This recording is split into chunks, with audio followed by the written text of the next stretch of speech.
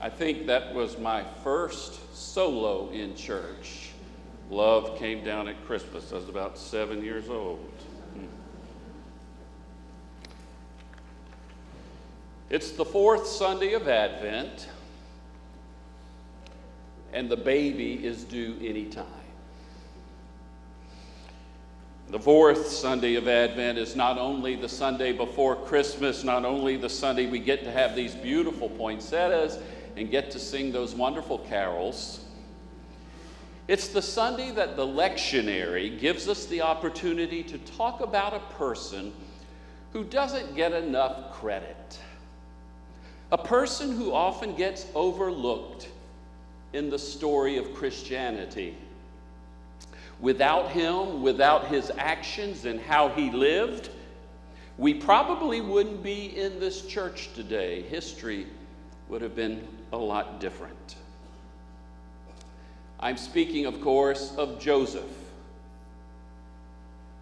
husband of Mary, stepfather of Jesus. We don't know very much about him. We know he was a carpenter. We know that he and Mary lived in Nazareth. He appears to have died sometime after Jesus' 12th birthday and before Jesus began his public ministry. The rest of what we know mostly comes from what we call the Christmas story. And from the Christmas story, we know that Joseph was engaged to Mary. Now, back in those days, an engagement was a legal act. It wasn't something you did at a nice restaurant on Valentine's night. It was official business. It could only be broken by going to the courts. In effect, getting engaged was the same as getting married. It was a binding agreement, a covenant. So Joseph was engaged, may have been engaged for years. Engagements lasted a long time in those days. The two families came together, signed papers, and when the young people came of age, they married. We also know that Mary is pregnant. And we know that the child's father is not Joseph. What is Joseph to do? His fiancée is pregnant, and it's not his child. What is he to do? The text says that Joseph is a righteous man, a good man, a man who wants to do the right thing. But how do you know what's the right thing to do? He could get the opinion of other people. It's been said that the most fundamental and strongest disposition of the human spirit is to get the approval of the people around you. So get on the internet. What do you think I ought to do? Go to the diner, take it to work, talk about it over coffee, talk about it everywhere, tell everybody. Did you hear about Mary? What do you think I ought to do? But Joseph does not go that way. He will not disgrace Mary, will not expose her, will not humiliate her. He has a couple of buddies who tell him to do what the Bible says. Just do what the Bible says. You can't go wrong if you do what the Bible says. You want to know what the Bible says? Deuteronomy 22. She is to be taken out and stoned to death in front of the people. Mary is to be taken out and stoned to death, the mother of Jesus. You know, you can practically rationalize anything with the Bible. You can quote the Bible before killing a person to justify the killing, an eye for an eye and a tooth for a tooth. You know what the Bible says? If a man finds something displeasing in his wife, let him give her a divorce and send her out of the house. You know what the Bible says? Let the women keep their heads covered and their mouths shut. It's in there. Joseph is a good man, and he rises to a point that is absolutely remarkable for his day and time. He knows his Bible, he loves his Bible, but he reads his Bible through the lens of the character and nature of a God who is loving and kind. And therefore, he says, I will not harm Mary. I will not abuse her, expose her, shame her, ridicule her, humiliate, or demean her value. Homiletics professor Fred Craddock says that Joseph is the first person in the New Testament who learned how to read the Bible. If in reading the Bible we find justification for abusing, humiliating, disgracing, harming, or hurting someone, we need to recheck our lens. The Bible is to be read in the light of the character of God, a God of love. John Wesley knew that. He did the same thing. Though slavery is accepted in the Bible, Wesley spoke out against it. Very few other ministers at that time did. He wrote a book titled Thoughts on Slavery, in which he attacked the slave trade and encouraged a boycott of slave-produced sugar and rum. He preached anti-slavery sermons at a time when it was a personal risk to the preacher. He said, "Give liberty to whom liberty is due, to every child of man, to every partaker of human nature. Let none serve you but by his own act and deed, by his own voluntary action. Away with all whips, all chains, all compulsion. Be gentle toward all men, and see that you invariably do with everyone as you would want them to do unto you." The Methodist churches in America decided to ignore John Wesley, especially the churches in the South. They chose money over morality and morals. But John Wesley read the Bible through the lens of the character and nature of a God who is loving and kind.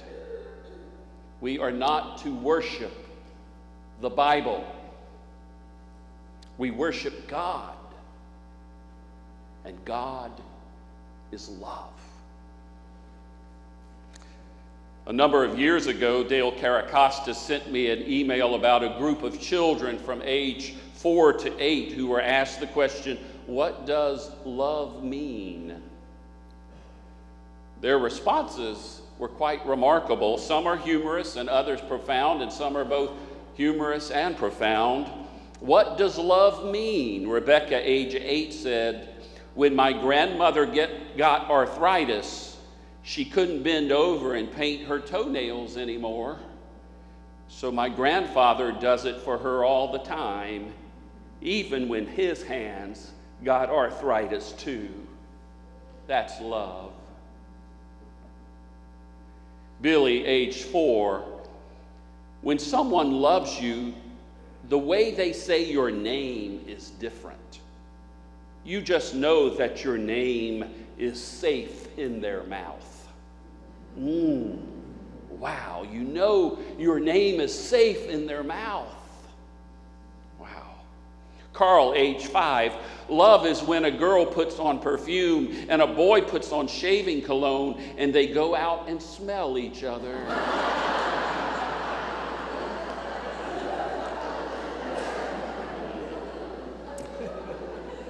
Chrissy, age 6, love is when you go out to eat and give somebody most of your French fries without making them give you any of theirs. Wow. Bobby, age 7, love is what's in the room with you at Christmas if you stop opening presents and listen. Gosh, wow. Nika, age 6, if you want to learn to love better, you should start with a friend who you hate. Double wow. Tommy, age 6, love is like a little old woman and a little old man who are still friends even after they know each other so well.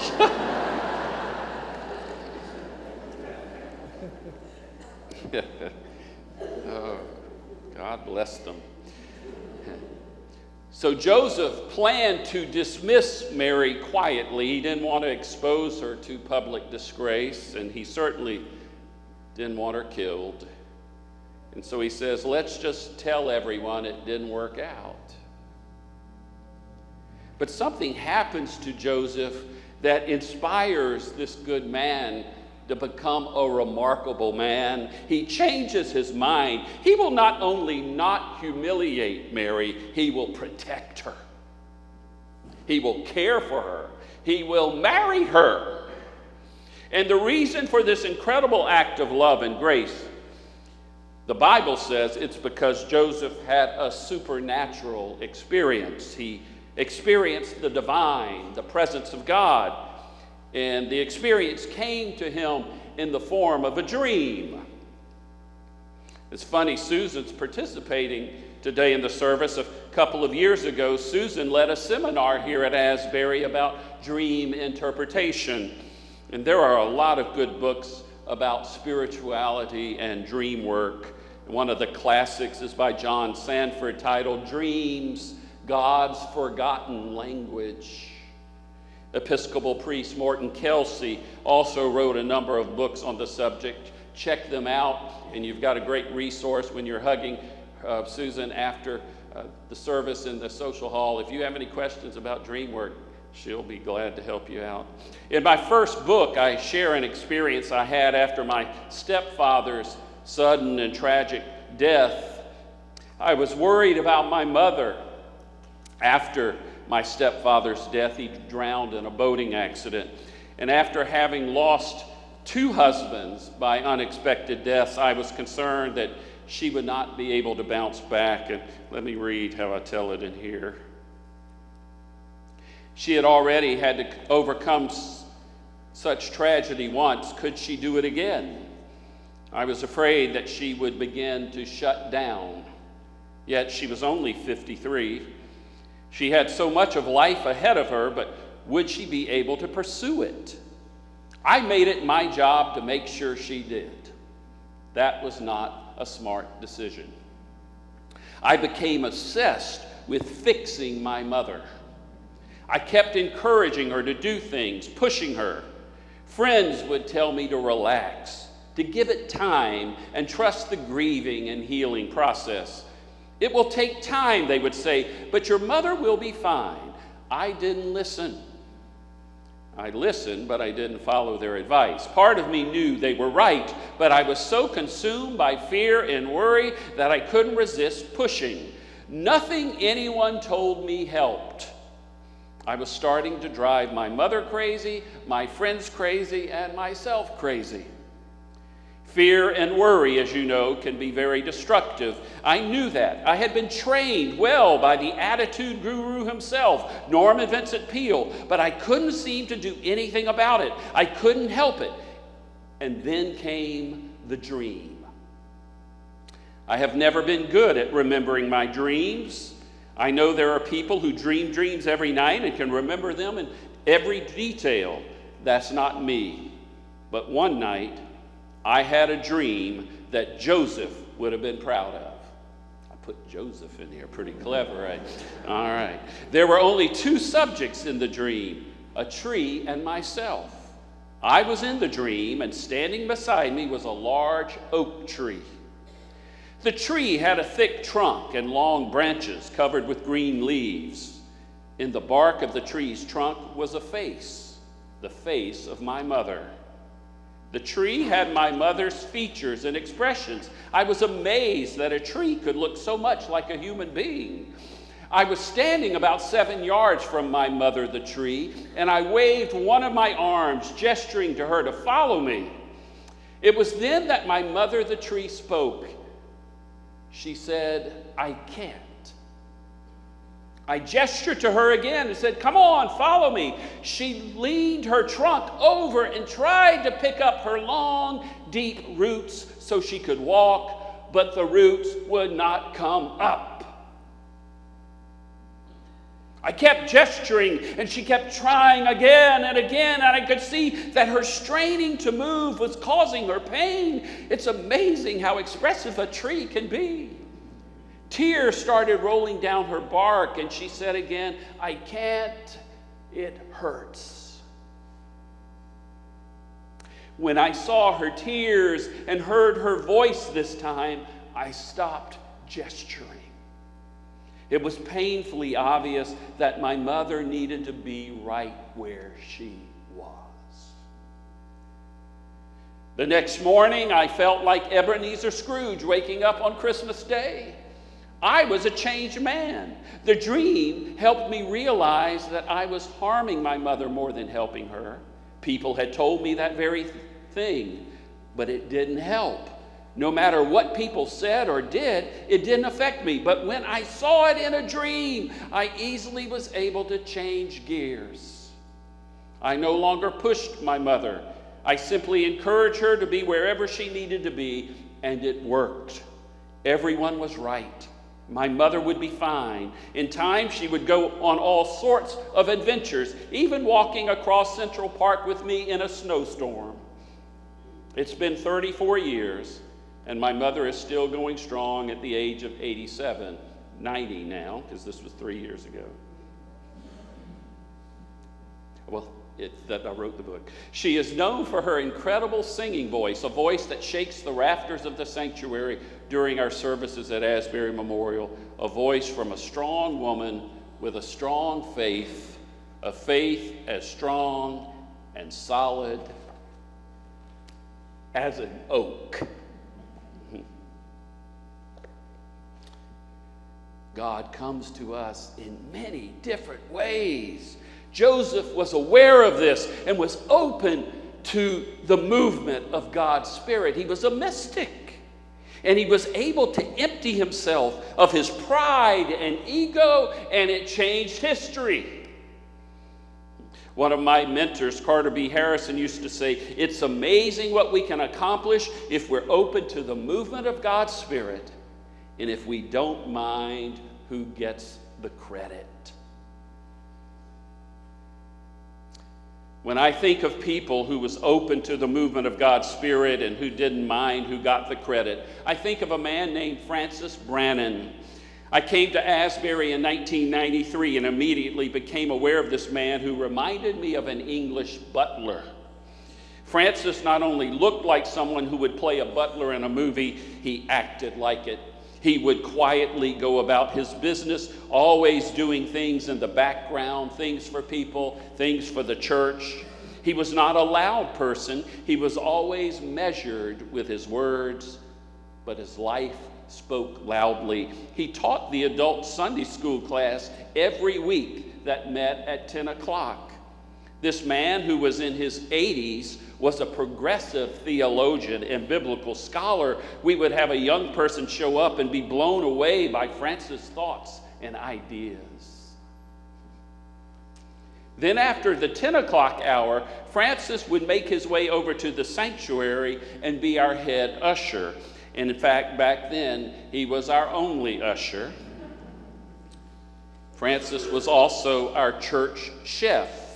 We used to have our church council meetings in the morning because all of our members were retired, so we could meet in the morning, and Francis made breakfast for everyone. When I look back and think about all that Francis did, I am amazed, and I'm sorry that we didn't thank him more. But you didn't feel you needed to thank Francis because he didn't need to be stroked. He had no ego. He just served. What Francis was most known for was decorating the sanctuary with poinsettias for the fourth Sunday of Advent, the Sunday before Christmas. No one helped him. He did it all by himself.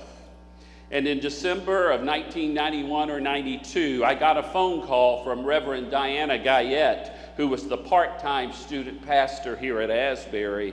At that time, that's all the church could afford, and I was pastoring at Wesley Monumental United Methodist Church at that time. And Diana said, "We'd like to have a guest preacher during Advent. Would you come preach for us?" And I was able to get off from Wesley Monumental, and I came here on the fourth Sunday of Advent, and there were only about 20 to 25 people here in this spacious room. And the sanctuary had obviously not been painted in a long time. Paint was peeling off the wall. There were cracks in where you looked, in the ceiling and walls. But there were also poinsettias, a lot of poinsettias, as there are today. And it made this old place quite beautiful. When I heard that Asbury may be closing, I remembered that that's the Sunday when I came to preach, and I remembered how beautiful it was and how much the congregation cared for their church. They obviously had spent much time decorating it. They loved their church, and so I thought to myself, I would like to be a part of such a congregation and help them revive their church. It didn't take me long to realize that it wasn't the congregation who had decorated the church. It was Francis Brannan. And when you think about it, I came to Asbury because of Francis, that unsung hero. And so let us not forget Francis and Joseph this Christmas. More importantly, let us strive to be like them.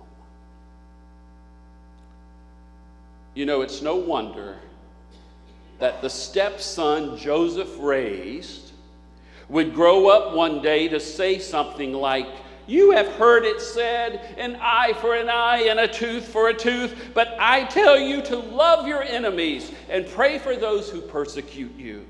It's no wonder that his stepson stopped an angry mob from stoning a woman and said, "Whoever has not sinned shall cast the first stone." That's Joseph's boy, always doing things a little differently. Let us be open to the movement of God's Spirit in our lives. And let us read the Scriptures and read the human condition in the light of the love and grace and kindness of God. As long as someone is willing to do these two things, Christmas will come, Christ will be born, God will be present. It's the fourth Sunday of Advent. The baby is due any time. Thanks to Joseph.